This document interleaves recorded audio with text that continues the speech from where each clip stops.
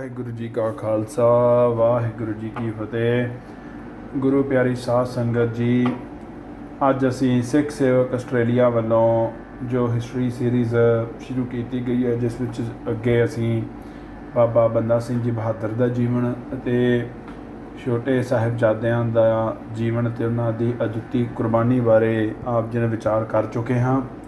ਉਸੇ ਲੜੀ ਦੇ ਤਹਿਤ ਹੁਣ ਅਸੀਂ ਜੋ ਅਗਲੀ ਇਤਿਹਾਸ ਦੀ ਲੜੀ ਸ਼ੁਰੂ ਕਰਨੀ ਹੈ, ਉਹ ਹੈ ਸ਼੍ਰੀਮਾਨ ਭਾਈ ਸਾਹਿਬ ਭਾਈ ਮਣੀ ਸਿੰਘ ਜੀ ਸ਼ਹੀਦ ਜੀ ਦਾ ਜੀਵਨ। ਅਤੇ ਦਾਸ ਨੇ ਕੋਸ਼ਿਸ਼ ਕੀਤੀ ਹੈ ਕਿ ਜੋ ਸਿੱਖ ਸੇਵਕ ਆਸਟ੍ਰੇਲੀਆ ਨੇ ਦਾਸ ਨੂੰ ਸੇਵਾ ਲਾਈ ਹੈ, ਉਸ ਵਿੱਚ ਜੋ ਭਾਈ ਸਾਹਿਬ ਜੀ ਦਾ ਜੀਵਨ, ਉਹਨਾਂ ਦੀਆਂ ਰਚਨਾਵਾਂ, ਜੋ ਉਹਨਾਂ ਨੇ ਗੁਰਬਾਣੀ ਨੂੰ ਇਕੱਤਰ ਕਰਨ ਦਾ ਕਾਰਜ ਕੀਤਾ ਆ, ਉਹ ਆਪ ਜੀ ਨਾਲ ਵਿਚਾਰ ਕਰ ਸਕੀਏ।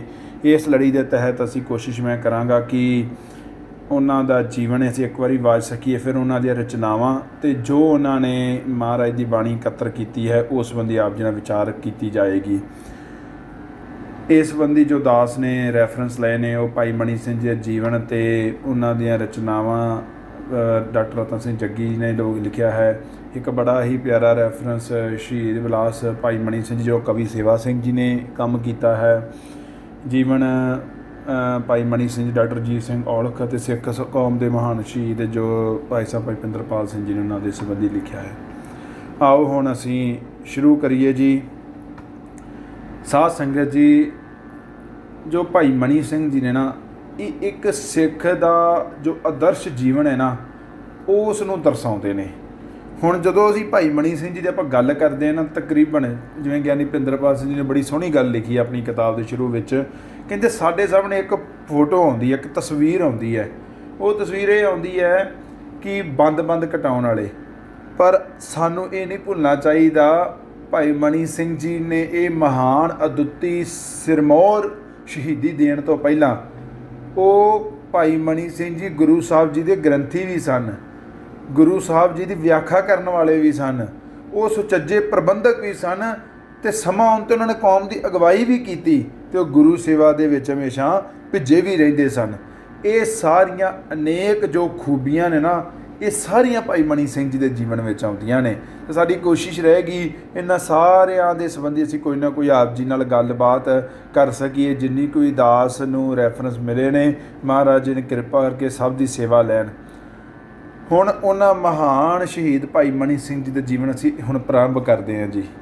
ਭਾਈ ਸਾਹਿਬ ਭਾਈ ਮਣੀ ਸਿੰਘ ਜੀ ਦਾ ਜਨਮ, ਜੋ ਕਵੀ ਸੇਵਾ ਸਿੰਘ ਜੀ, ਜੋ ਕਿ ਉਹਨਾਂ ਦੇ ਵੰਸ਼ 'ਚੋਂ ਨੇ, ਜਿਨ੍ਹਾਂ ਨੇ ਸ਼ਹੀਦ ਵਿਲਾਸ ਭਾਈ ਮਣੀ ਸਿੰਘ ਜੀ ਲਿਖੀ ਹੈ, ਉਹਨਾਂ ਨੇ ਇਹ ਕਿਹਾ ਕਿ ਭਾਈ ਸਾਹਿਬ ਜੀ ਦਾ ਜਨਮ ਹੈ ਉਹ ਚੰਦਰਬੰਸੀ ਭਰਦਵਾਜੀ ਪਵਾਰਗੋ ਦੇ ਰਾਜਪੂਤ ਭਾਈ ਮਾਈ ਦਾਸ ਦੇ ਘਰ 13 ਚੇਤਰ ਸੁਦੀ ਦੁਆਦਸੀ ਐਤਵਾਰ ਸੰਮਤ 1771 ਬਿਕਰਮੀ, ਜੋ ਕਿ 10 ਮਾਰਚ 1644 ਈਸਵੀ ਬਣਦਾ ਹੈ, ਮਾਤਾ ਮੱਧਰੀ ਬਾਈ ਦੇ ਉੱਧਰ ਤੋਂ ਪਿੰਡ ਅਲੀਪੁਰ ਉੱਤਰੀ ਵਿੱਚ ਹੋਇਆ, ਜਿਹੜਾ ਕਿ ਅੱਜ ਕੱਲ੍ਹ ਪੱਛਮੀ ਪੰਜਾਬ, ਵੈਸਟ ਪੰਜਾਬ, ਜੋ ਕਿ ਪਾਕਿਸਤਾਨ 'ਚ ਰਹਿ ਗਿਆ, ਉਹਦੇ ਜ਼ਿਲ੍ਹਾ ਮੁਜ਼ੱਫਰਗੜ੍ਹ ਦੇ ਵਿੱਚ ਸ਼ਾਮਲ ਹੈ।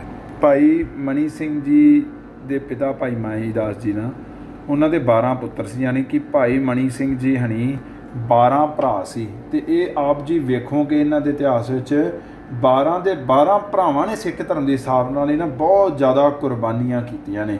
ਇਹ ਗੱਲ ਵਾਰ ਮੈਂ ਆਪ ਜੀ ਨੂੰ ਅੱਗੇ ਵੀ ਅਸੀਂ ਪਹਿਲੀਆਂ ਸੀਰੀਜ਼ ਵਿੱਚ ਗੱਲ ਕੀਤੀ ਸੀ ਕਿ ਅਸੀਂ ਸਿਧਾਂਤ ਨੂੰ ਵੀ ਵੇਖਣਾ ਹੈ ਕਿ ਇਤਿਹਾਸ ਸਾਡੇ ਸਿਧਾਂਤ ਨੂੰ ਕਿਵੇਂ ਨਿਰੂਪਮ ਕਰਦਾ ਆ, ਉਹਦੇ ਬਾਰੇ ਕਿਵੇਂ ਦੱਸਦਾ ਆ। ਕਿਉਂਕਿ ਜੇ 12 ਦੇ 12 ਭਰਾਵਾਂ, ਉਹ ਪਰਿਵਾਰ ਕਿੱਡਾ ਗੁਰੂ ਘਰ ਨਾਲ ਜੁੜਿਆ ਹੋਏਗਾ, ਜਿਨ੍ਹਾਂ ਦੇ 12 ਦੇ 12 ਜੀ ਗੁਰੂ ਦੇ ਲੇਖੇ ਲੱਗ ਗਏ ਨੇ। ਛੋਟੇ ਹੁੰਦੇ ਭਾਈ ਮਣੀ ਸਿੰਘ ਜੀ ਨੂੰ ਉਹਨਾਂ ਦਾ ਜੋ ਪਹਿਲਾ ਨਾਮ ਅੰਮ੍ਰਿਤ ਸ਼ੰਕਰ ਤੋਂ ਪਹਿਲਾਂ ਮਣੀ ਰਾਮ ਸੀ। ਇੱਕ ਗੱਲ ਹੋਰ ਧਿਆਨ ਦੇਖਣ ਵਾਲੀ ਹੈ ਕਿ ਇਹਨਾਂ ਦਾ ਸਤਿਗੁਰੂ ਗੁਰੂ ਗੋਬਿੰਦ ਸਿੰਘ ਜੀ ਮਹਾਰਾਜ ਨਾਲ ਬਹੁਤ ਸੰਬੰਧ ਰਿਹਾ ਹੈ, ਪਰ ਅਸੀਂ ਇਤਿਹਾਸ 'ਚ ਵੀ ਵੇਖਾਂਗੇ ਕਿ ਉਹ ਗੁਰੂ ਹਰਿਰਾਏ ਸਾਹਿਬ ਤੋਂ ਸਮੇਂ ਤੋਂ ਗੁਰੂ ਘਰ ਨਾਲ ਜੁੜੇ ਆ ਰਹੇ ਨੇ। ਅਤੇ ਉਹਨਾਂ ਦਾ ਛੋਟਾ ਨਾਮ, ਜਿਹੜਾ ਬਚਪਨ ਦਾ ਨਾਮ, ਇਹ ਹੈ ਕਿ ਉਹਨਾਂ ਦਾ ਨਾਮ ਮਣੀ ਰਾਮ ਸੀ। ਅਤੇ ਪਿਆਰ ਨਾਲ ਅਕਸਰ ਹੀ ਪੰਜਾਬ ਦੇ ਵਿੱਚ ਛੋਟੇ ਨਾਮ ਨੂੰ ਹੋਰ ਛੋਟਾ ਕਰਕੇ ਜਿਵੇਂ ਮਣੀਆਂ ਕਹਿ ਕੇ ਬੁਲਾਉਂਦੇ ਸਨ।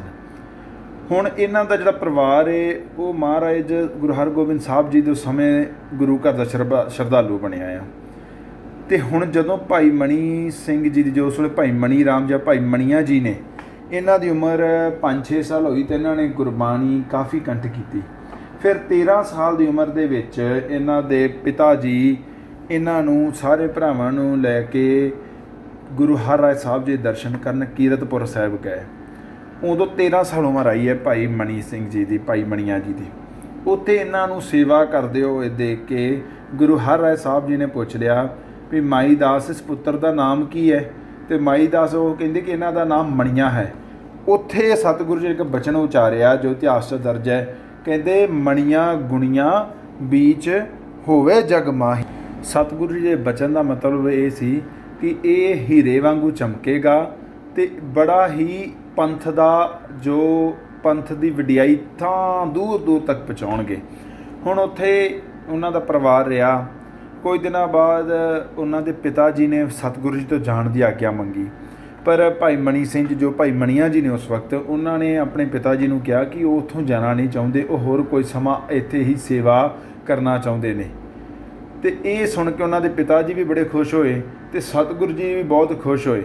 ਉਹ ਕਹਿੰਦੇ ਕਿ ਅਸੀਂ ਆਪ ਜੀ ਨੂੰ, ਆਪ ਜੋ ਭਾਈ ਮਣੀ ਰਾਮ ਜੀ ਪਿਤਾ ਨੂੰ ਮਿਲ ਕੇ ਕਹਿੰਦੇ ਕਿ ਅਸੀਂ ਇਹਨੂੰ ਆਪ ਜੀ ਪਾਸੋਂ ਮੰਗਣ ਵਾਲੇ ਹੀ ਸਾਂ, ਇਹਨੇ ਬਹੁਤ ਵੱਡਾ ਵਿਦਵਾਨ ਬਣਨਾ ਹੈ, ਇਸ ਨੂੰ ਅਸੀਂ ਗੁਰਬਾਣੀ ਲਿਖਣ ਦਾ ਕੰਮ ਦੇਵਾਂਗੇ। ਦੇਖੋ ਸਤਿਗੁਰੂ ਜੀ ਦੀ ਦੂਰ ਦ੍ਰਿਸ਼ਟੀ। ਜਦੋਂ ਅੱਜ ਅਸੀਂ ਗੱਲਾਂ ਕਰਦੇ ਨਾ ਕਿ ਕਈ ਵਿਆਖਿਆ ਕਰਨ ਵਾਲੇ ਕਹਿੰਦੇ ਨੇ ਕਿ ਸਤਿਗੁਰੂ ਜੀ ਦਿਵ ਦ੍ਰਿਸ਼ਟੀ, ਗੁਰੂ ਹਰਿਰਾਏ ਸਾਹਿਬ ਜੀ ਨੂੰ ਦਿਖਦਾ ਪਿਆ ਵੀ ਇਹਨਾਂ ਨੇ ਬਾਣੀ ਲਿਖਣ ਦਾ ਕੰਮ ਕਰਨਾ, ਵਿਦਵਾਨ ਬਹੁਤ ਮਹਾਨ ਬਣਨਾ। ਔਰ ਉਹ ਕਾਰਜ ਜਦੋਂ 35 ਸਾਲ ਦੀ ਉਮਰ 'ਚ ਜਾ ਕੇ ਸ਼ੁਰੂ ਕਰਦੇ ਨੇ ਬਹੁਤ ਜ਼ਿਆਦਾ ਵੱਡੇ ਪੱਧਰ 'ਤੇ। ਸੋ ਸਤਿਗੁਰੂ ਜੀ ਦਿਵ ਦ੍ਰਿਸ਼ਟੀ ਵੇਖ ਕੇ ਪਛਾਣ ਲੈਂਦੀ ਹੈ, ਕਿਉਂਕਿ ਸਤਿਗੁਰੂ ਜੀ ਤ੍ਰੈ ਕਾਲ ਦ੍ਰਿਸ਼ਟ ਜਿਹੜੇ ਤ੍ਰੈ ਕਾਲ ਦੇਖਣ ਵਾਲੇ ਨੇ। ਹੁਣ ਉੱਥੇ ਸਤਿਗੁਰੂ ਜੀ ਦੇ ਕੋਲੇ ਭਾਈ ਮਣੀਆਂ ਜੀ ਰਹਿੰਦੇ ਨੇ। ਸਤਿਗੁਰੂ ਜੀ ਫਿਰ ਭਾਈ ਮਣੀਆਂ ਜੀ ਦੀ ਜੋ ਉਹਨਾਂ ਨੂੰ ਸ਼ਾਸਤਰ ਵਿੱਦਿਆ ਸਿਖਾਉਣ ਦੀ ਜ਼ਿੰਮੇਵਾਰੀ ਉਹ ਭਾਈ ਕਿਰਪਾਲ ਚੰਦ ਜੀ ਜਿਹੜੇ ਕਿ ਮਾਤਾ ਗੁਜਰੀ ਜੀ ਦੇ ਭਰਾ ਨੇ ਤੇ ਜਿਹੜੇ ਗੁਰੂ ਹਰਿਰਾਏ ਸਾਹਿਬ ਜੀ ਦੇ 2200 ਘੋੜਸਵਾਰਾਂ ਦੇ ਕਮਾਂਡਰ ਨੇ, ਉਹਨਾਂ ਨੂੰ ਭਾਈ ਮਣੀ ਰਾਮ ਜੀ ਨੂੰ ਸ਼ਸਤਰ ਵਿੱਦਿਆ ਤੇ ਘੋੜਸਵਾਰੀ ਤੇ ਸ਼ਾਸਤਰ ਵਿੱਦਿਆ ਵਿੱਚ ਮਾਹਰ ਕਰਨ ਦਾ ਇੰਤਜ਼ਾਮ ਦਿੰਦੇ ਨੇ, ਜਿਨ੍ਹਾਂ ਨੂੰ ਕੋਈ ਬਹੁਤ ਹੀ ਬਖੂਬੀ ਨਾਲ ਨਿਭਾਉਂਦੇ ਨੇ। ਫਿਰ ਉੱਥੇ ਭਾਈ ਮਣੀਆਂ ਜੀ 2 ਸਾਲ ਰਹੇ ਗੁਰੂ ਦਰਬਾਰ ਵਿੱਚ। ਫਿਰ ਜਦੋਂ 15 ਸਾਲ ਦੇ ਹੋਏ ਤਾਂ ਮਾਈ ਦਾਸ ਜੀ ਭਾਈ ਮਣੀ ਸਿੰਘ ਜੀ ਨੂੰ ਵਾਪਸ ਲੈਣ ਲਈ ਗੁਰੂ ਦਰਬਾਰ 'ਚ ਹਾਜ਼ਰ ਹੋਏ। ਕਹਿੰਦੇ ਵੀ ਭਾਈ ਮਣੀ ਸਿੰਘ ਜੀ ਦਾ ਵਿਆਹ ਕਰਨਾ ਹੈ। ਫਿਰ ਭਾਈ ਮਣੀ ਸਿੰਘ ਜੀ ਦਾ ਵਿਆਹ ਜਿਹੜਾ ਕਹਿੰਦੇ ਨੇ ਕਿ ਹਾੜ ਦੀ ਪੂਰਨਮਾਸ਼ੀ ਨੂੰ ਭਾਈ ਮਣੀ ਸਿੰਘ ਜੀ ਦਾ ਵਿਆਹ ਹੋਇਆ। ਉਹਨਾਂ ਦਾ ਵਿਆਹ ਬੀਬੀ ਸੀਤੋ ਬਾਈ ਨਾਲ ਹੋਇਆ ਹੈ। ਇਹ ਸੀਤੋ ਬਾਈ ਕੌਣ ਸਨ? ਉਹ ਲੱਖੀ ਸ਼ਾਹ ਵਣਜਾਰੇ ਦੀ ਬੇਟੀ ਨੇ, ਬੱਚੀ ਹੈ, ਜਿਨ੍ਹਾਂ ਨੇ ਗੁਰੂ ਤੇਗ ਬਹਾਦਰ ਸਾਹਿਬ ਜੀ ਦੇ ਧੜ ਦਾ ਸੰਸਕਾਰ ਆਪਣੇ ਘਰ ਨੂੰ ਅੱਗ ਲਾ ਕੇ ਕੀਤਾ ਆ। ਇੱਥੋਂ ਇੱਕ ਹੋਰ ਗੱਲ ਸਾਧ ਸੰਗਤ ਜੀ ਦੇਖਣਾ, ਇਤਿਹਾਸ ਪੜ੍ਹਨ ਅਤੇ ਸੁਣਾਉਣ ਦਾ ਜੋ ਮੁੱਖ ਮਕਸਦ ਹੁੰਦਾ ਨਾ, ਉਹਦੇ ਵਿੱਚ ਕਿਹੜੇ ਨੁਕਤੇ ਅਸੀਂ ਲੈਣੇ ਨੇ, ਪਰਿਵਾਰ ਕਿੰਨਾ ਸਿੱਖੀ ਨਾਲ ਜੁੜਿਆ ਹੈ। ਫਿਰ ਉਹਨਾਂ ਦਾ ਜੋ ਵਿਆਹ ਦਾ ਕਰਮ ਹੈ ਨਾ, ਜੋ ਵਿਆਹ ਦਾ ਕੰਮ ਹੈ, ਉਹ ਵੀ ਇੱਕ ਗੁਰਸਿੱਖ ਪਰਿਵਾਰ 'ਚ ਹੁੰਦਾ ਆ। ਇਹ ਗੱਲ ਬੜੀ ਧਿਆਨ ਦੇਣ ਯੋਗ ਹੈ ਵੀ ਦੇਖੋ ਉਹ ਗੁਰਸਿੱਖ ਕਿੰਨੇ ਆਪਸ ਦੇ ਵਿੱਚ ਗੁਰੂ ਦੇ ਪ੍ਰੇਮ 'ਚ ਗੁੜੁੰਦ ਹੋਣਗੇ, ਜਿਨ੍ਹਾਂ ਦੇ ਰਿਸ਼ਤੇ ਵੀ ਇੱਕ ਦੂਜੇ ਨਾਲ ਗੁਰੂ ਘਰ 'ਚ ਹੁੰਦੇ ਨੇ। ਅਤੇ ਉਹ ਆਪ ਜੀ ਨੂੰ ਪਤਾ ਹੈ ਭਾਈ ਲੱਖੀ ਸ਼ਾਹ ਵਣਜਾਰੇ ਜੀ ਦੀ ਕਿੱਡੀ ਮਹਾਨ ਸ਼ਹਾਦਤ ਹੈ। ਉਹਨਾਂ ਨੇ ਗੁਰੂ ਸਾਹਿਬ ਜੀ ਧੜ ਦਾ ਸੰਸਕਾਰ ਕੀਤਾ। ਉਹਨਾਂ ਦੇ ਪਰਿਵਾਰ 'ਚ ਕਿੰਨੀ ਸਿੱਖੀ ਹੋਏਗੀ ਅਤੇ ਉਹ ਸਾਰੇ ਆਪਸ 'ਚ ਕਿੰਨੇ ਇਕਜੁੱਟ ਹੋਣਗੇ ਵੀ ਜਿਹੜੇ ਇੱਕ ਦੂਜੇ ਰਿਸ਼ਤੇ ਵੀ ਹੋਏ ਨੇ। ਇਹ ਗੱਲਾਂ ਬੜੀਆਂ ਧਿਆਨ ਦੇਣ ਯੋਗ ਨੇ। ਹੁਣ ਇਸ ਤੋਂ ਬਾਅਦ ਜਦੋਂ ਭਾਈ ਮਣੀ ਰਾਮ ਜੀ ਆਪਣੇ ਘਰੇ ਗਏ, ਫਿਰ ਇਹਨਾਂ ਤੋਂ ਅੱਗੇ ਇਹਨਾਂ ਦੇ ਪੁੱਤਰ ਵੀ ਹੋਏ, 10 ਪੁੱਤਰ ਹੋਏ ਨੇ, ਜਿਨ੍ਹਾਂ 'ਚ ਭਾਈ ਉਦੈ ਸਿੰਘ ਜੀ, ਭਾਈ ਬਚਿੱਤਰ ਸਿੰਘ ਜੀ, ਜਿਨ੍ਹਾਂ ਨੇ ਨਾਗਣੀ ਬਰਛੇ ਨਾਲ ਹਾਥੀ ਦਾ ਸਾਹਮਣਾ ਕੀਤਾ ਸੀ। ਇਸ ਤੋਂ ਇਲਾਵਾ ਉਹਨਾਂ ਦੇ ਪੁੱਤਰ ਗੁਰਬਖਸ਼ ਸਿੰਘ, ਚਿੱਤਰ ਸਿੰਘ, ਅਨੇਕ ਸਿੰਘ, ਅਜਬ ਸਿੰਘ, ਅਜਾਇਬ ਸਿੰਘ, ਜਿਹੜੇ ਕਿ ਚਮਕੌਰ ਦੀ ਜੰਗ ਸ਼ਹੀਦੀਆਂ ਪਾਈਆਂ ਨੇ। 10 ਵਿੱਚੋਂ 7 ਪੁੱਤਰ ਸ਼ਹੀਦ ਹੋਏ ਨੇ। ਇਹ ਗੱਲ ਬੜੀ ਧਿਆਨ ਦੇਣ ਯੋਗ ਹੈ ਕਿ ਉਹਨਾਂ ਦਾ ਸਿੱਖੀ ਦੇ ਵਿੱਚ ਕਿੱਡਾ ਵੱਡਾ ਉਹਨਾਂ ਦਾ ਇੱਕ ਉਹਨਾਂ ਦਾ ਯੋਗਦਾਨ ਹੈ ਕਿ ਪੁੱਤਰ ਵੀ ਸ਼ਹੀਦ ਹੋਏ ਨੇ, ਅੱਗੋਂ ਭਾਈ ਮਣੀ ਸਿੰਘ ਜੀ ਦੇ ਪੋਤਰੇ ਵੀ ਸ਼ਹੀਦ ਹੋਏ ਨੇ। ਇਹ ਗੱਲਾਂ ਸਾਧ ਸੰਗਤ ਜੀ ਬੜੀਆਂ ਧਿਆਨ ਦੇਣ ਯੋਗ ਨੇ। ਅਤੇ ਉਹਨਾਂ ਦੇ ਕਹਿੰਦੇ 7 ਪੁੱਤਰ ਅਤੇ 10 ਪੋਤਰੇ ਸਿੱਖ ਪੰਥ ਦੀ ਸੇਵਾ ਕਰਦੇ ਸ਼ਹੀਦ ਹੋਏ ਨੇ। ਅਤੇ ਕਿਉਂਕਿ ਉਹਨਾਂ ਦਾ ਇੱਕ ਪੁੱਤਰ ਹੈ ਜਿਹੜਾ ਭਾਈ ਦੇਸਾ ਸਿੰਘ, ਜਿਹਨੇ ਇੱਕ ਰਹਿਤਨਾਮਾ ਲਿਖਿਆ ਹੈ। ਇਹ ਰਹਿਤਨਾਮਾ ਵੀ ਸਿੱਖ ਜਗਤ ਵਿੱਚ ਬਹੁਤ ਪ੍ਰਸਿੱਧ ਹੈ। ਹੁਣ ਗੁਰੂ ਹਰਿਰਾਏ ਸਾਹਿਬ ਤੋਂ ਬਾਅਦ 8ਵੀਂ ਜੋਤ ਧੰਨ ਧੰਨ ਬਾਲਾ ਪ੍ਰੀਤਮ ਜੀ ਗੁਰੂ ਹਰਕ੍ਰਿਸ਼ਨ ਸਾਹਿਬ ਜੀ ਗੁਰਗੱਦੀ 'ਤੇ ਬੈਠੇ ਨੇ। ਅਤੇ ਫਿਰ ਭਾਈ ਮਣੀ ਸਿੰਘ ਜੀ ਜੋ ਭਾਈ ਮਣੀਆਂ ਜੀ ਨੇ, ਉਹ ਵੀ ਆਪਣਾ ਪੂਰਾ ਪਰਿਵਾਰ ਲੈ ਕੇ ਹੀ ਕੀਰਤਪੁਰ ਸਾਹਿਬ ਵਿਖੇ ਉਹਨਾਂ ਨੇ ਰਹਿਣ ਦਾ ਫੈਸਲਾ ਕਰ ਲਿਆ। ਇਹ ਤੇ ਕਿਉਂਕਿ ਔਰ ਉਹਨਾਂ ਦਾ ਜੀਵਨ ਜਾਚ ਐਵੇਂ ਦਾ ਆ। ਭਾਈ ਪਿੰਦਰਪਾਲ ਸਿੰਘ ਜੀ ਦਾ ਇਹ ਕਹਿੰਦੇ ਨੇ ਕਿ ਉਹ ਸਵੇਰੇ ਉੱਠਦੇ ਨੇ, ਨਾਮ ਅਭਿਆਸ ਕਰਦੇ ਨੇ, ਸਾਰਾ ਦਿਨ ਸੇਵਾ ਕਰਦੇ ਨੇ, ਕਥਾ ਵੀ ਸੁਣਾਉਂਦੇ ਨੇ ਉਸ ਸਮੇਂ। ਅਤੇ ਉਹ ਇਸ ਆਪਣੇ ਆਚਰਣ ਕਰਕੇ, ਆਪਣੀ ਬਾਣੀ ਦੀ ਅਭਿਆਸ ਕਰਕੇ, ਨਾਮ ਦੇ ਅਭਿਆਸ ਕਰਕੇ ਗੁਰੂ ਸਾਹਿਬ ਜੀ ਦੇ ਮੁੱਖ ਸਲਾਹਕਾਰ ਬਣ ਗਏ। ਕਿਉਂਕਿ ਕਹਿੰਦੇ ਗੁਰੂ ਹਰਕ੍ਰਿਸ਼ਨ ਸਾਹਿਬ ਜਦੋਂ ਵੀ ਕੋਈ ਕੰਮ ਆਰੰਭ ਕਰਦੇ ਸੀ ਨਾ, ਤਾਂ ਭਾਈ ਮਣੀ ਸਿੰਘ ਜੀ ਨੂੰ ਆਪਣੇ ਪਾਸ ਬੁਲਾ ਕੇ ਸਲਾਹ ਮਸ਼ਵਰਾ ਕਰਦੇ ਸਨ। ਦੇਖੋ ਛੋਟੀ ਉਮਰ ਦੇ ਨੇ ਗੁਰੂ ਹਰਕ੍ਰਿਸ਼ਨ ਸਾਹਿਬ ਜੀ ਵੀ, ਕਿਉਂਕਿ ਗੁਰੂ ਘਰ 'ਚ ਉਮਰ ਦਾ ਤਾਂ ਮਹੱਤਤਾ ਹੀ ਨਹੀਂ, ਕਿਉਂਕਿ ਜੋਤ ਨੇ। ਪਰੰਤੂ ਭਾਈ ਮਣੀ ਸਿੰਘ ਜੀ ਛੋਟੀ ਉਮਰ ਦੇ ਨੇ, ਕੋਈ ਬਹੁਤ ਜ਼ਿਆਦਾ ਉਮਰ ਨਹੀਂ। 15 ਸਾਲ ਦੀ ਉਮਰ 'ਚ ਵਿਆਹ ਹੁੰਦਾ ਹੈ, ਕੋਈ 20-22 ਸਾਲ ਦੀ ਉਮਰ ਦੇ ਵਿੱਚ ਉਹ ਸਤਿਗੁਰੂ ਜੀ ਦੇ ਕੋਲ ਆ ਕੇ ਰਹਿਣ ਲੱਗ ਪੈਂਦੇ ਨੇ। ਹੁਣ ਉੱਥੇ ਕੀ ਹੁੰਦਾ ਹੈ, ਆਪ ਸਭ ਨੂੰ ਪਤਾ ਹੈ ਕਿ ਬਾਬਾ ਰਾਮ ਰਾਏ ਜੀ ਜੋ ਕਿ ਗੁਰੂ ਹਰਰਾਏ ਸਾਹਿਬ ਜੀ ਵੱਡੇ ਸਪੁੱਤਰ ਸਨ, ਔਰੰਗਜ਼ੇਬ ਦੇ ਕੋਲ ਜਾ ਕੇ ਬਾਣੀ ਦੀ ਤੁਕ ਬਦਲ ਦਿੰਦੇ ਨੇ। ਅਤੇ ਉੱਥੇ ਫਿਰ ਔਰੰਗਜ਼ੇਬ ਰਾਜਾ ਜੈ ਸਿੰਘ ਨੂੰ ਜ਼ਿੰਮੇਵਾਰੀ ਲਾਉਂਦਾ ਕਿ ਗੁਰੂ ਹਰਕ੍ਰਿਸ਼ਨ ਸਾਹਿਬ ਨੂੰ ਤੁਸੀਂ ਦਿੱਲੀ ਲਿਆਵੋ। ਰਾਜਾ ਜੈ ਸਿੰਘ ਦੀਵਾਨ ਪਰਸਰਾਮ ਨੂੰ ਇੱਕ ਚਿੱਠੀ ਦੇ ਕੇ ਗੁਰੂ ਜੀ ਪਾਸ ਭੇਜਦੇ ਨੇ। ਅਤੇ ਉਹ ਚਿੱਠੀ ਜਦੋਂ ਪਹੁੰਚਦੀ ਨਾ, ਤੇ ਭਾਈ ਕਿਰਪਾਲ ਚੰਦ ਜੀ ਅਤੇ ਭਾਈ ਮਣੀ ਸਿੰਘ ਜੀ, ਭਾਈ ਮਣੀਆਂ ਜੀ ਗੁਰੂ ਪਾਸ ਬੈਠੇ ਨੇ। ਕਹਿੰਦੇ ਨੇ ਗੁਰੂ ਸਾਹਿਬ ਨੇ ਭਾਈ ਪਰਸਰਾਮ ਤੋਂ ਚਿੱਠੀ ਫੜ ਕੇ ਭਾਈ ਮਣੀ ਸਿੰਘ ਜੀ ਨੂੰ ਪੜ੍ਹਨ ਨੂੰ ਕਿਹਾ। ਅਤੇ ਉਹ ਜਦੋਂ ਚਿੱਠੀ ਪੜ੍ਹੀ ਤਾਂ ਉਸ ਤੋਂ ਬਾਅਦ ਸਤਿਗੁਰੂ ਜੀ ਨੇ ਸਲਾਹ ਮੰਗੀ, ਜਿਨ੍ਹਾਂ 'ਚ ਬਾਬਾ ਗੁਰਦਿੱਤਾ ਜੀ, ਦਰਗਾ ਮੱਲ ਵਰਗੇ ਸਿੱਖ ਸ਼ਾਮਲ ਨੇ, ਵੀ ਕੀ ਕੀਤਾ ਜਾਵੇ।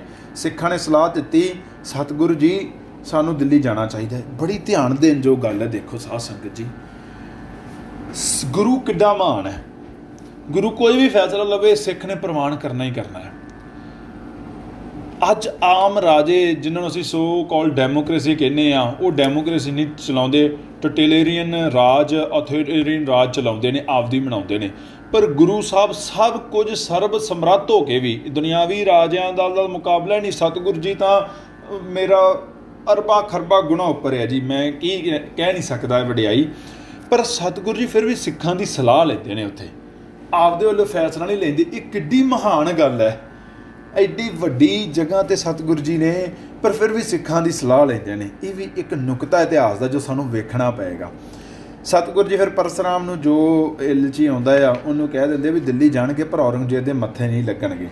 ਅਤੇ ਉੱਥੇ ਪਰਸਰਾਮ ਵੀ ਵਾਅਦਾ ਕਹਿੰਦਾ ਹੈ ਕਿ ਰਾਜਾ ਜੈ ਸਿੰਘ ਦੇ ਬੰਗਲੇ ਵਿੱਚ ਹੀ ਆਪ ਜੀ ਨੂੰ ਠਹਿਰਾਇਆ ਜਾਏਗਾ। ਉੱਥੇ ਕਵੀ ਸੇਵਾ ਸਿੰਘ ਜੀ ਕਹਿੰਦੇ ਨੇ ਕਿ ਗੁਰੂ ਹਰਕ੍ਰਿਸ਼ਨ ਸਾਹਿਬ ਨਾਲ ਜੋ ਦਿੱਲੀ ਸਿੱਖ ਗਏ ਨੇ ਨਾ, ਉਹਨਾਂ ਸਿੱਖਾਂ ਵਿੱਚ ਇੱਕ ਭਾਈ ਮਣੀ ਸਿੰਘ ਜੀ ਵੀ ਸਨ। ਹੁਣ ਉੱਥੇ ਆਪ ਸਭ ਨੂੰ ਪਤਾ ਹੈ ਕਿ ਭਾਈ ਸਾਹਿਬ ਜੀ ਰਾਹ 'ਚ ਗਏ, ਰਾਹ 'ਚ ਪੰਜੋਖੜੇ ਰੁਕੇ, ਉੱਥੋਂ ਫਿਰ ਦਿੱਲੀ ਰਾਜਾ ਜੈ ਸਿੰਘ ਉਹਨਾਂ ਨੂੰ ਖੁਦ ਲੈਣ ਆਇਆ। ਉੱਥੇ ਭਾਈ ਮਣੀ ਸਿੰਘ ਜੀ, ਭਾਈ ਦਰਗਾ ਮੱਲ ਜੀ, ਬਾਬਾ ਗੁਰਦਿੱਤਾ, ਭਾਈ ਕਿਰਪਾਲ ਚੰਦ ਜੀ ਗੁਰੂ ਸਾਹਿਬ ਨਾਲ ਰੁਕੇ। ਅਤੇ ਬਾਕੀ ਜੋ ਸਿੱਖ ਹੋਰ ਵੀ ਗਏ ਨੇ, ਉਹ ਸਿੱਖ ਮਜਨੂ ਦੇ ਟਿੱਲੇ ਵਿਖੇ ਠਹਿਰੇ ਨੇ। ਉੱਥੇ ਹੁਣ ਸਤਿਗੁਰੂ ਜੀ ਜਿੰਨਾ ਚਿਰ ਵੀ ਰਹਿੰਦੇ ਨੇ, ਔਰੰਗਜ਼ੇਬ ਦੇ ਮੱਥੇ ਲੱਗਦੇ ਹੀ ਨਹੀਂ ਗੇ। ਅਤੇ ਇਸੇ ਲਈ ਕਿਉਂਕਿ ਔਰੰਗਜ਼ੇਬ ਦਾ ਇੱਕ ਇਹ ਰਾਜਾ ਜੈ ਸਿੰਘ ਹੁੰਦਾ, ਔਰੰਗਜ਼ੇਬ ਦਾ ਇੱਕ ਉਹਨਾਂ ਦਾ ਇੱਕ ਵਜ਼ੀਰ ਹੈ, ਉਹਦਾ ਇੱਕ ਨੌਕਰ ਹੈ। ਸਤਿਗੁਰੂ ਜੀ ਨੂੰ ਪਤਾ ਵੀ ਕਿਸੇ ਸਮੇਂ ਬੰਗਲੇ ਆ ਸਕਦਾ ਹੈ। ਸੋ ਉੱਥੋਂ ਆਪਣਾ ਟਿਕਾਣਾ ਬਦਲ ਕੇ ਸਤਿਗੁਰੂ ਜੀ ਭਾਈ ਕਲਿਆਣੇ ਦੀ ਧਰਮਸ਼ਾਲਾ 'ਚ ਡੇਰਾ ਲਾਉਂਦੇ ਨੇ। ਹੁਣ ਉੱਥੇ ਕੀ ਹੁੰਦਾ ਆ, ਸਤਿਗੁਰੂ ਜੀ ਦਰਸ਼ਨਾਂ ਲੋਕ ਆਉਂਦੇ ਨੇ। ਅਤੇ ਕਹਿੰਦੇ ਭਾਈ ਮਣੀ ਰਾਮ ਜੀ, ਜੋ ਭਾਈ ਮਣੀਆਂ ਜੀ ਨੇ, ਭਾਈ ਮਣੀ ਸਿੰਘ ਜੀ, ਉਸ ਵੇਲੇ ਦੋਵੇਂ ਵੇਲੇ ਬਾਣੀ ਦਾ ਪਾਠ ਪੜ੍ਹ ਕੇ ਸੁਣਾਇਆ ਕਰਦੇ ਸਨ। ਅਤੇ ਫਿਰ ਆਪ ਸਭ ਨੂੰ ਪਤਾ ਚੇਚਕ ਦੀ ਬਿਮਾਰੀ ਸੀ। ਸਤਿਗੁਰੂ ਜੀ ਨੇ ਉੱਥੇ ਲੋਕਾਂ ਦਾ ਬਹੁਤ ਸੇਵਾ ਸੰਭਾਲ ਇਲਾਜ ਕੀਤੀ। ਅਤੇ ਉਸ ਵਕਤ ਜੋ ਸਤਿਗੁਰੂ ਜੀ ਨੇ ਫਿਰ ਜਦੋਂ ਅਕਾਲ ਪੁਰਖ ਪਾਸ ਜਾਣ ਦਾ ਮਨ ਬਣਾਇਆ, ਤਾਂ ਉੱਥੇ ਉਹਨਾਂ ਨੇ ਇਹ ਕਿਹਾ ਕਿ ਅਸੀਂ ਹੁਣ ਅਕਾਲ ਪੁਰਖ ਜੀ ਕੋਲ ਜਾਣਾ ਆ। ਤਾਂ ਕਹਿੰਦੇ ਬਾਬਾ ਗੁਰਦਿੱਤਾ ਜੀ ਨੇ ਉੱਥੇ ਇੱਕ ਸਵਾਲ ਪੁੱਛਿਆ, ਫਿਰ ਸਤਿਗੁਰੂ ਜੀ ਨੇ, ਸਾਨੂੰ ਕਿਸ ਦੇ ਹਵਾਲੇ ਕਰਕੇ ਤੁਸੀਂ ਜਾ ਰਹੇ ਹੋ। ਫਿਰ ਉੱਥੇ ਭਾਈ ਮਣੀ ਸਿੰਘ ਜੀ, ਭਾਈ ਗੁਰ ਸਭ ਸਿੱਖਾਂ ਦੀ ਹਜ਼ੂਰੀ ਵਿੱਚ ਗੁਰੂ ਹਰਕ੍ਰਿਸ਼ਨ ਸਾਹਿਬ ਮਹਾਰਾਜ ਸੱਚੇ ਪਾਤਸ਼ਾਹ ਜੀ ਨੇ ਬਚਨ ਉਚਾਰਿਆ, ਬਾਬਾ ਬਸੇ ਗ੍ਰਾਮ ਬਕਾਲੇ, ਬਣ ਗੁਰ ਸੰਗਤ ਸੰਗਲ ਸੰਭਾਲੇ। ਵੀ ਬਾਬਾ ਬਕਾਲੇ ਦੀ ਧਰਤੀ 'ਤੇ ਰਹਿੰਦਾ ਆ, ਅਤੇ ਗੁਰੂ ਬਣ ਕੇ ਉਹ ਸਾਰੀ ਸੰਗਤ ਦੀ ਸੰਭਾਲ ਕਰੇਗਾ। ਇੱਥੋਂ ਫਿਰ ਭਾਈ ਮਣੀ ਰਾਮ ਜੀ ਨੇ, ਭਾਈ ਮਣੀ ਸਿੰਘ ਜੀ ਨੇ, ਜੋ ਉਹਨਾਂ ਨੇ ਮਹਾਰਾਜ ਇਸ਼ਾਰਾ ਸਮਝ ਲਿਆ। ਅਤੇ ਉਹਨਾਂ ਨੇ ਬਾਬਾ ਗੁਰਦਿੱਤਾ ਦੇ ਦਰਗਾ ਮੱਲ ਜੀ ਨੂੰ ਕਿਹਾ ਕਿ ਤੁਸੀਂ ਬਕਾਲੇ ਜਾਓ। ਅਤੇ ਆਪ ਸਤਿਗੁਰੂ ਜੀ ਦੇ ਮਾਤਾ ਕ੍ਰਿਸ਼ਨ ਕੌਰ ਜੀ ਅਤੇ ਬਾਕੀਆਂ ਨੂੰ ਲੈ ਕੇ ਉੱਥੋਂ ਕੀਰਤਪੁਰ ਸਾਹਿਬ ਆ ਗਏ। ਹੁਣ ਜਦੋਂ ਉੱਥੇ ਜਾ ਕੇ ਸਭ ਨੂੰ ਪਤਾ ਹੈ ਕਿ ਜਿਵੇਂ ਮੱਖਣ ਸ਼ਾਹ ਲੁਬਾਣੇ ਜੀ ਨੇ ਗੁਰੂ ਜੀ ਨੂੰ ਪ੍ਰਗਟ ਕੀਤਾ, ਅਤੇ ਇਹ ਸਭ ਤੋਂ ਬਾਅਦ ਭਾਈ ਮਣੀ ਸਿੰਘ ਜੀ ਨੇ ਮਾਤਾ ਕ੍ਰਿਸ਼ਨ ਕੌਰ ਜੀ ਬੇਨਤੀ ਕੀਤੀ ਵੀ ਸਤਿਗੁਰੂ ਗੁਰੂ ਤੇਗ ਬਹਾਦਰ ਸਾਹਿਬ ਜੀ ਨੂੰ ਕੀਰਤਪੁਰ ਬੁਲਾਇਆ ਜਾਵੇ ਬਾਬੇ ਬਕਾਲੇ ਤੋਂ, ਤਾਂ ਕਿ ਉਹਨਾਂ ਨੂੰ ਸਤਿਗੁਰੂ ਜੀ ਦੇ ਤਖਤ 'ਤੇ ਕਲਗੀ ਅਤੇ ਹੋਰ ਸਮਾਨ ਸੌਂਪਿਆ ਜਾਵੇ। ਫਿਰ ਇੱਥੇ ਵੀ ਦੇਖੋ ਮਾਤਾ ਕ੍ਰਿਸ਼ਨ ਕੌਰ ਜੀ ਨੇ ਭਾਈ ਮਣੀ ਸਿੰਘ ਜੀ ਨੂੰ ਯੋਗ ਸਮਝਿਆ, ਕਿੱਡੇ ਮਹਾਨ ਸਿੱਖ ਹੋਣਗੇ। ਉਹਨਾਂ ਨੇ ਇੱਕ ਚਿੱਠੀ ਲਿਖ ਕੇ ਭਾਈ ਮਣੀ ਸਿੰਘ ਜੀ ਨੂੰ ਦਿੱਤੀ ਅਤੇ ਬਕਾਲੇ ਪਹੁੰਚਾਇਆ। ਹੁਣ ਬਕਾਲੇ ਉੱਥੇ ਪਹੁੰਚਣ ਹੁਣ ਤੱਕ ਸਭ ਕੋਈ ਮਾਹੌਲ ਸ਼ਾਂਤ ਹੋ ਗਿਆ ਆ। ਧੀਰਮਲ ਨੂੰ ਮੱਖਣ ਸ਼ਾਹ ਲੁਬਾਣੇ ਨੇ ਭਜਾ ਦਿੱਤਾ ਆ, ਬਾਕੀ ਜਿਹੜੇ 22 ਮੰਜੀਆਂ ਲਾਈ ਫਿਰਦੇ ਸੀ ਉਹ ਵੀ ਭੱਜ ਗਏ ਨੇ। ਉੱਥੇ ਉਹ ਸਤਿਗੁਰੂ ਦੇ ਦਰਸ਼ਨ ਕਰਕੇ ਨਿਹਾਲ ਹੋਏ। ਉਹਨਾਂ ਸਤਿਗੁਰੂ ਜੀ ਨੂੰ ਮੱਥਾ ਟੇਕਿਆ, ਆਪਣੇ ਖੀਸੇ ਵਿੱਚ ਚਿੱਠੀ ਕੱਢ ਕੇ ਦਿੱਤੀ ਅਤੇ ਚਿੱਠੀ ਗੁਰੂ ਜੀ ਨੇ ਪੜ੍ਹ ਲਈ। ਫਿਰ ਉੱਥੇ ਆਪ ਜੀ ਨੇ ਆਪਣੇ ਮਾਤਾ ਜੀ ਨੂੰ ਨਾਨਕੀ ਜੀ ਕੋਲ ਵੀ ਆ ਕੇ ਬੈਠ ਕੇ ਅਤੇ ਉਹਨੇ ਕਿਹਾ ਸਾਨੂੰ ਕੀਰਤਪੁਰ ਹੁਣ ਜਾਣਾ ਆ। ਇੱਥੋਂ ਹੀ ਫਿਰ ਭਾਈ ਮਣੀ ਸਿੰਘ ਜੀ ਸਤਿਗੁਰੂ ਜੀ ਨੂੰ ਨਾਲ ਲੈ ਕੇ ਉਹ ਕੀਰਤਪੁਰ ਸਾਹਿਬ ਵੱਲ ਨੂੰ ਚੱਲ ਪਏ। ਇੱਥੇ ਸਾਧ ਸੰਗਤ ਜੀ ਦਾਸ ਸਮਾਪਤੀ ਕਰਦਾ ਆ। ਹੁਣ ਜੋ ਭਾਈ ਮਣੀ ਸਿੰਘ ਜੀ ਦਾ ਜੀਵਨ ਦਾ ਅਗਲਾ ਹਿੱਸਾ ਆ, ਗੁਰੂ ਤੇਗ ਬਹਾਦਰ ਸਾਹਿਬ ਜੀ ਨਾਲ ਅਤੇ ਕਲਗੀਧਰ ਜੀ ਨਾਲ ਅਸੀਂ ਅਗਲੇ ਹਿੱਸੇ ਵਿੱਚ ਵਿਚਾਰਾਂਗੇ।